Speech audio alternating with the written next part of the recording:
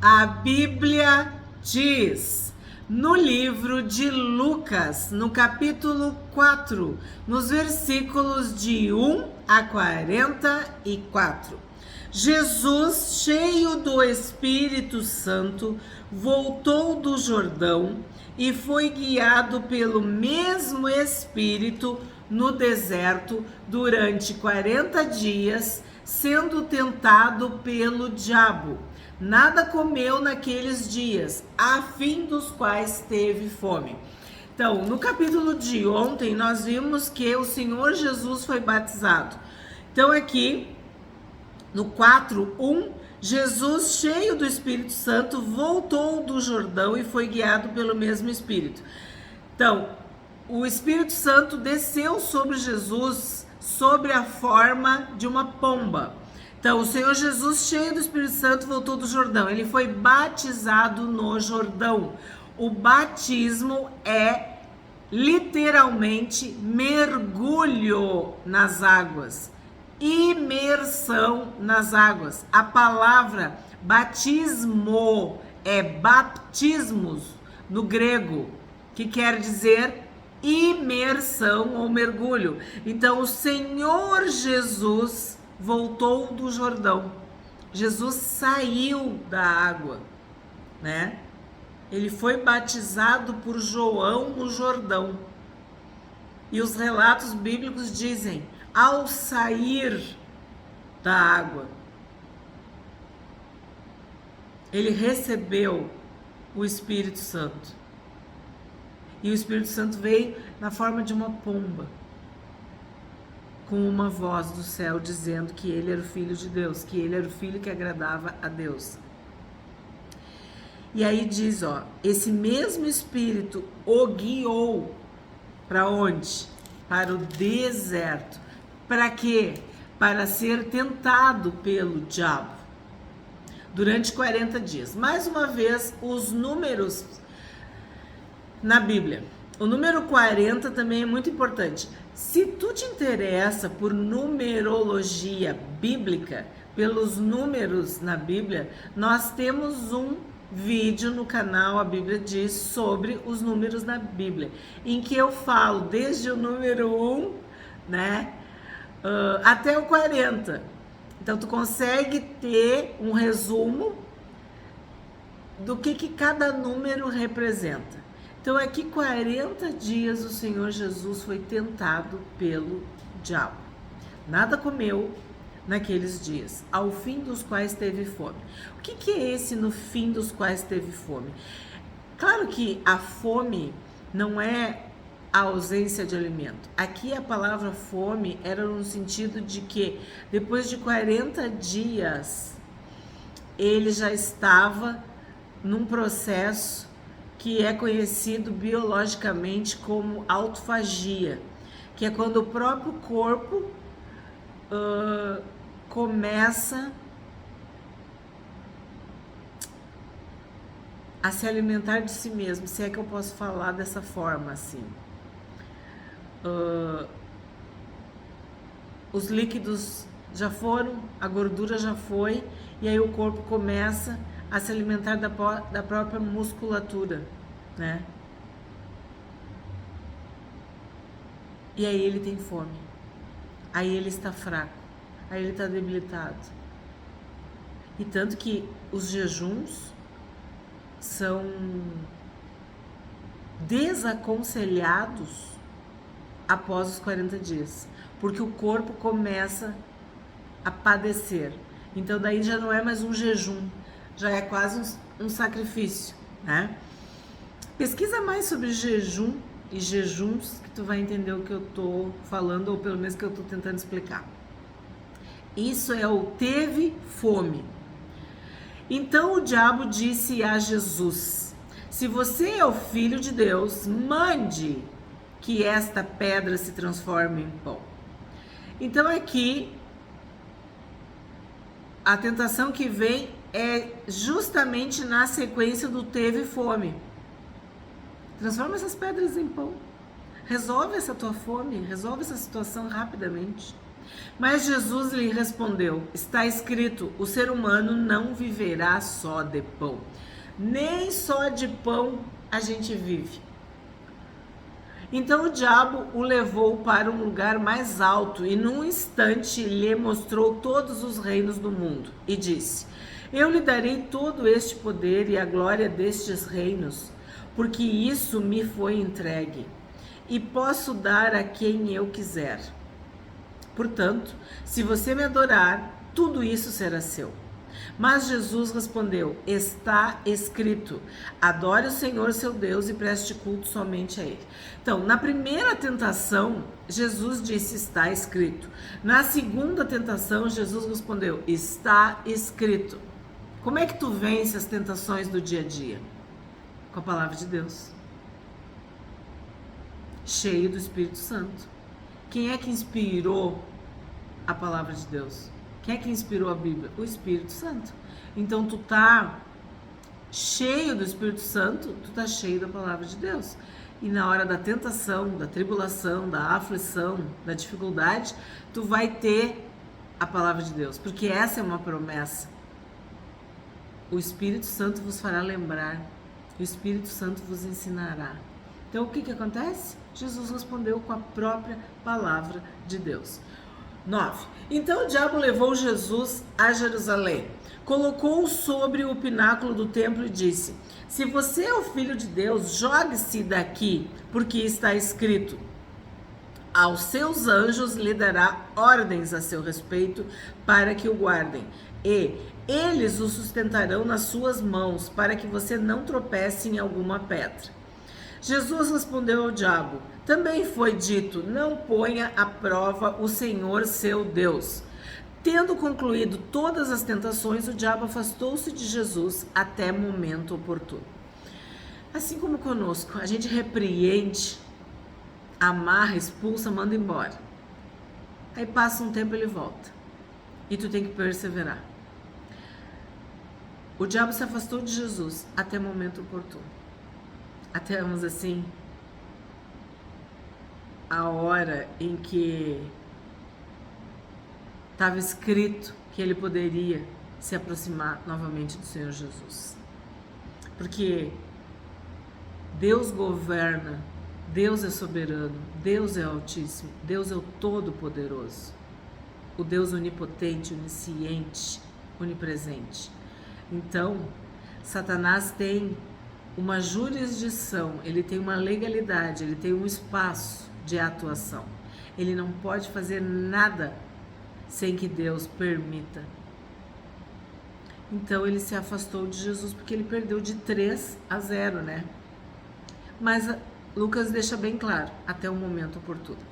14. Então Jesus, no poder do Espírito, voltou para a Galileia e a sua fama correu por toda aquela região e ensinava nas sinagogas, sendo elogiado por todos. Nós que estudamos Atos há poucos dias, que foi escrito por Lucas, a gente percebe o mesmo estilo, né? Então aqui ele está falando como ele falava em Atos.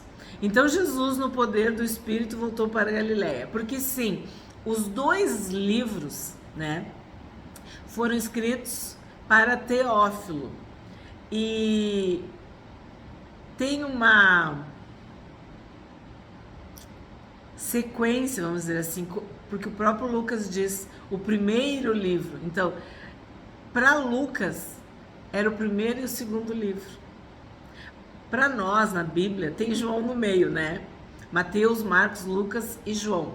Aí depois vem Atos. Mas eu já expliquei para vocês. Então, tu é inscrito do canal A Bíblia Diz, tu é inscrita do canal Tu Sabe. Eu já expliquei que o Evangelho de João foi o Evangelho tardio. Ele foi escrito bem depois. E João estava, assim, distante, afastado geograficamente e historicamente dos fatos. Por isso João não tem compromisso com a cronologia. Eu expliquei tudo isso, tá? Tudo isso no canal. Tu pode encontrar playlist sobre João no canal. Mas o que eu quero falar? Que Lucas e Atos têm essa preocupação histórica, essa preocupação cronológica, detalhista, pormenorizada. E a data que eu falei para vocês, né, no primeiro capítulo, 62 depois de Cristo, mais ou menos.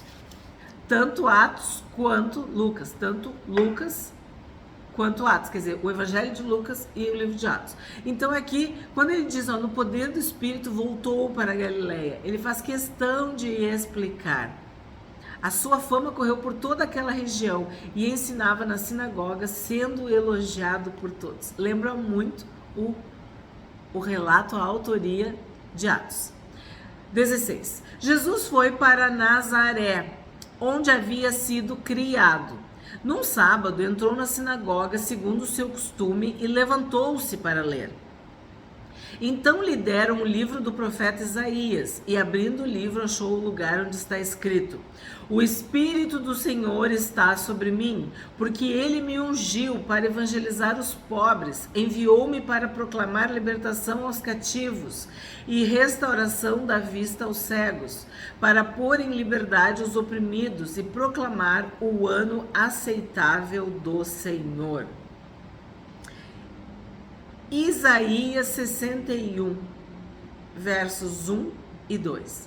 Então aqui está bem claro que Jesus, como um judeu, estava na sinagoga no sábado. E ele leu o texto do livro do profeta Isaías.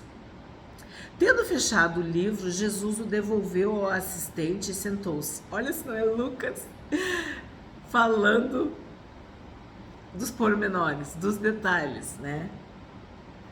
Todos na sinagoga tinham os olhos fixos nele.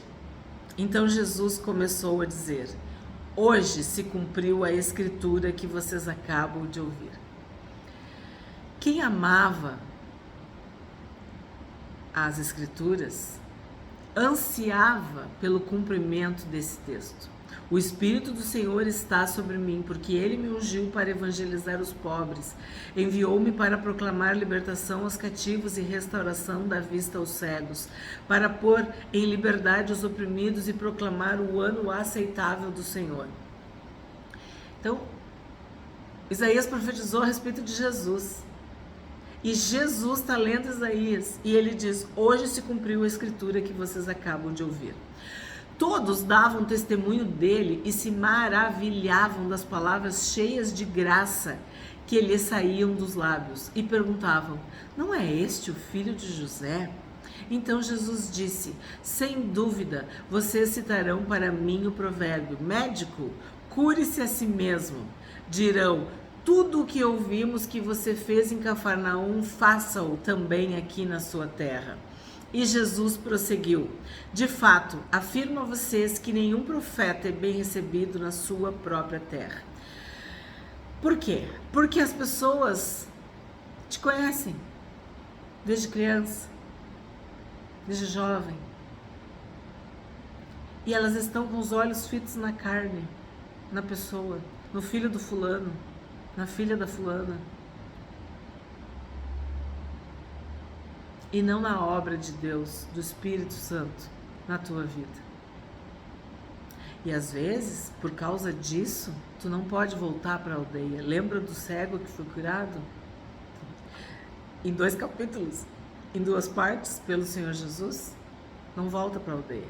Então, muitas vezes, tu vai ser desacreditado, tu vai ser criticado, tu vai ser desprezado, porque aquelas pessoas estão te vendo de uma forma humana, de uma forma carnal. Elas não estão vendo a atuação do Espírito Santo. Elas não estão entendendo que o vaso é de barro, é humano, mas o poder, a autoridade é de Deus, é o Espírito Santo. Então por isso que Jesus está dizendo: Médico, cure-se a si mesmo.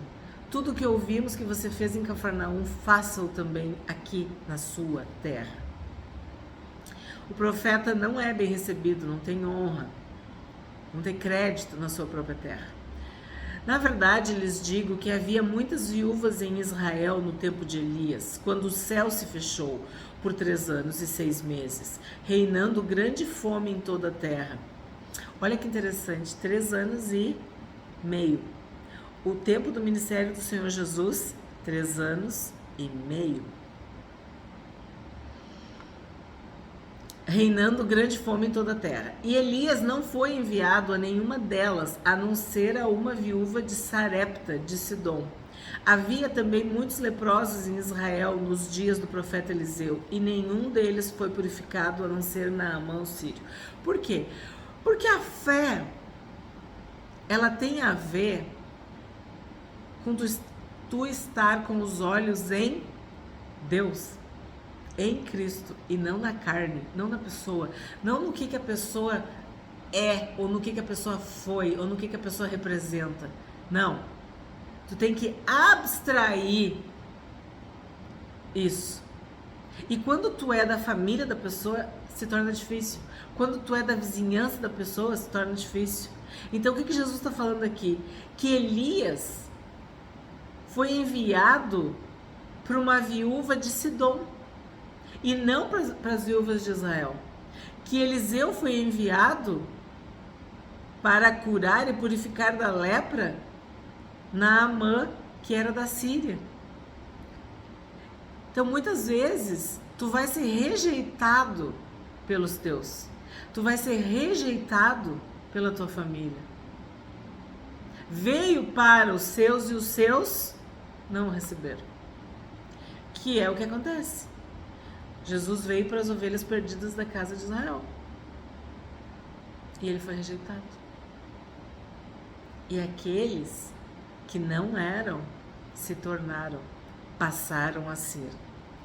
Todos na sinagoga, ouvindo estas coisas, se encheram de ira.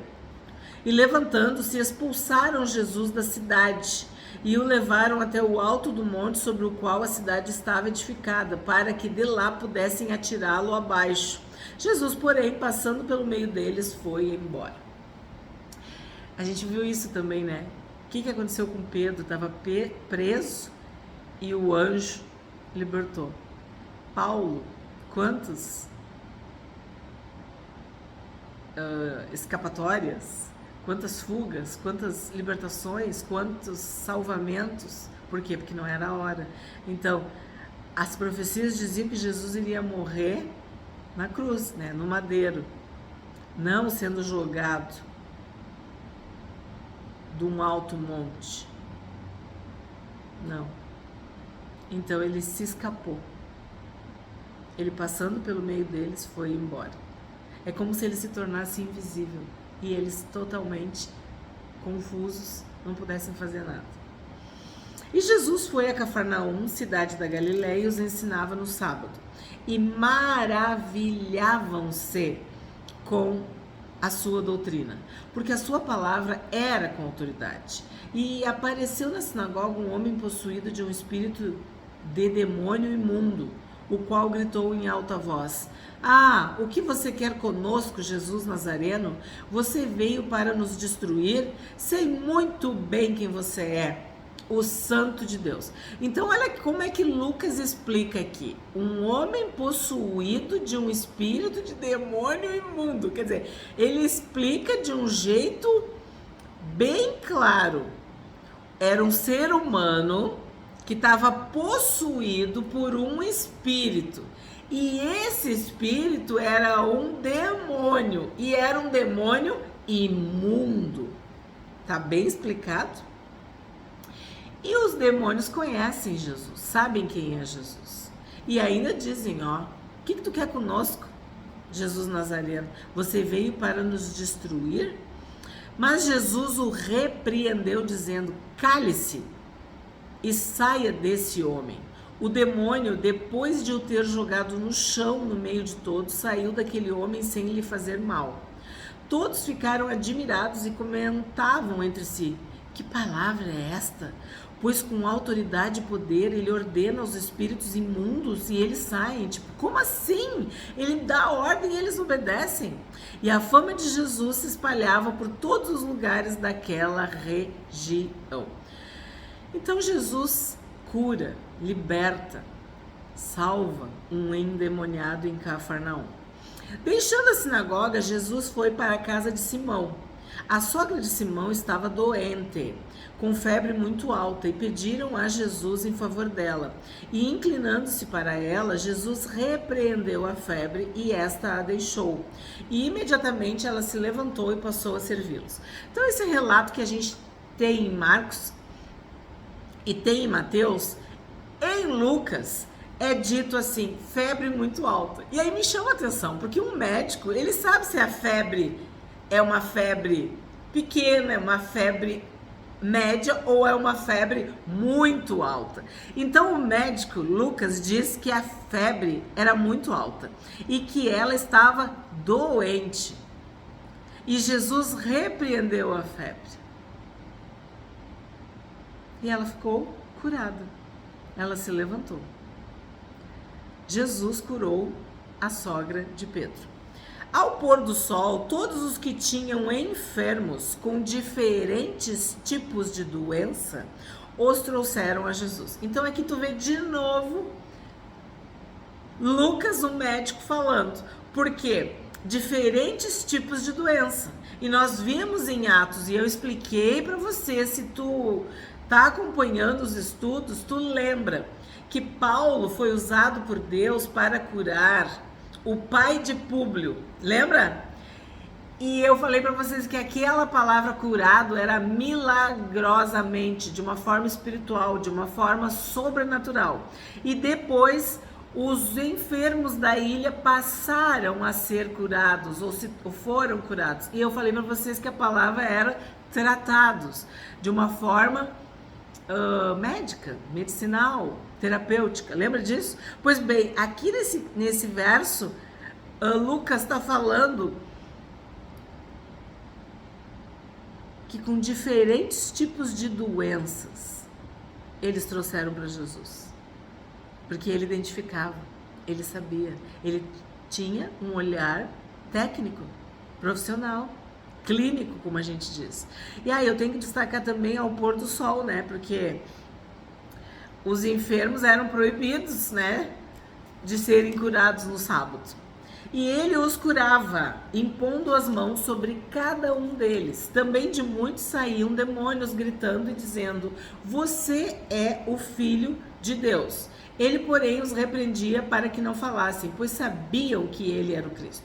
Então, antes da hora não era para falar nada. Então Jesus repreendia os demônios. E aqui de novo nós temos que destacar, né? Corpo, alma e espírito. Existem questões que são do âmbito físico, que são do corpo.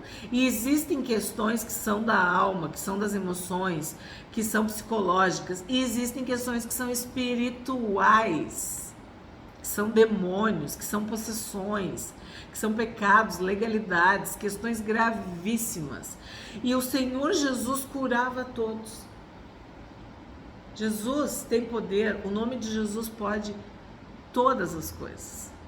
E Lucas deixa bem claro que impondo as mãos sobre cada um deles, ele curava, ele libertava, ele salvava. 42. Quando amanheceu, Jesus saiu e foi para um lugar deserto. As multidões o procuravam. Foram até junto dele e não queriam deixar que ele fosse embora.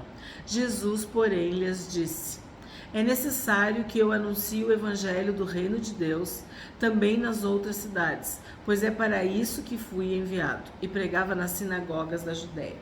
O que acontece? Jesus tinha uma missão a cumprir. Jesus veio com um ministério específico. Ele sabia muito bem o que ele tinha que fazer e aonde ele tinha que pregar e quando que as coisas iriam acontecer e onde ele seria aceito, recebido e onde ele seria rejeitado, quando ele seria perseguido, quando iriam querer aclamá-lo rei, fazê-lo rei à força. Enfim, Jesus tinha o controle, ele estava fazendo as coisas de acordo, do jeito certo. E aqui ele diz, é necessário que eu anuncie o evangelho do reino de Deus também nas outras cidades, pois é para isso que fui enviado. Ele foi enviado com uma missão: salvar o mundo, nos salvar.